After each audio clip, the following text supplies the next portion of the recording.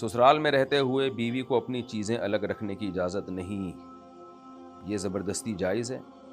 नहीं जी, जायज़ नहीं है ये। ससुराल में रहते हुए बीवी को के लिए अपनी प्राइवेसी में, उसकी प्राइवेसी में किसी को दखल-अंदाज़ी की इजाज़त नहीं है। औरत का हक़ है कि वो, उसकी भी, हर शख़्स की एक प्राइवेसी होती है, ख़ास तौर पे शादी के बाद जब लड़की इतनी समझदार हो गई कि उसकी शादी हो गई है, तो ससुराल में कम से कम उसका एक ऐसा कमरा जहाँ उसकी इजाज़त के बगैर कोई उस कमरे में आ ना सके, उसकी अपनी अलमारी हो जहाँ कोई अपना उसका माल उसकी अलमारी में घुस ना सके, ये बुनियादी हक़ है।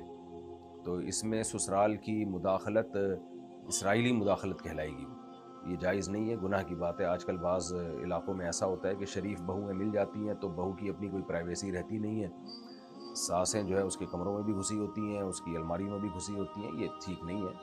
कुछ चीज़ें उसकी प्राइवेट होती हैं, उसको अपने पैसे रखने हैं उसने, या कोई भी चीज़ लॉकर में रखनी है, कोई भी, कुछ कुछ भी हो सकता है। तो किसी के भी कमरे में उसकी इजाज़त के बगैर घुसने की हमें इजाज़त नहीं है।